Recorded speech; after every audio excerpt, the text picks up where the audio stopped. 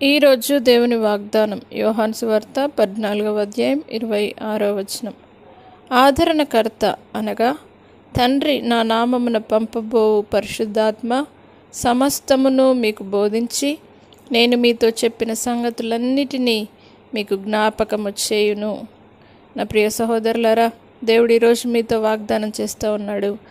ఆదరణకర్త అయిన దేవుడి సన్నిధిలో దేవుడు సెలవిస్తున్న మాట ఏంటంటే, పరిశుద్ధ ఆత్మ సమస్తమును మీకు బోధించే ఆదరణకర్త మీతో ఉండి మీకు ఏ సంగతులను చెప్పారో వాటిని బోధించుటకు, ఏ సంగతులను మీకు జ్ఞాపకం చేయాలో వాటిని తెలియజేయుటకు ఆదరణకర్త అయిన పరిశుద్ధ ఆత్మదేవుడు మీతో ఉండి మీకు బోధించి సంగతులన్నింటినీ వివరించి జరగబోయే విషయములను జరిగిన విషయములను జ్ఞాపకము చేసి మీ జీవితంలో ఆయన మీతో ఉండి నడిపిస్తానని దేవుడు సెలవిస్తున్నాడు. కాబట్టి నా నామమున పంపబో పరిశుద్ధాత్మను మీతో ఉండుటకు నేను పంపిస్తున్నానని యేసుక్రీస్తు వారు చెప్పిన విధంగా తప్పకుండా దేవుని వాగ్దానము మనతో ఉన్నది. కాబట్టి ఆదరణకర్త అయిన దేవుడు మీతో ఉండి నడిపించునుగాక.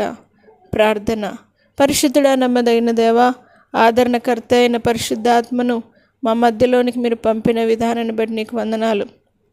ఎంతమంది అయితే తండ్రి వారికి ఏటూ తోచని పరిస్థితిలో ఉన్నారో వారందరినీ పాద సన్నిధానికి పెడుతున్నాం. పరిశుద్ధాత్మదేవ, వారికి సమస్తమును బోధించండి.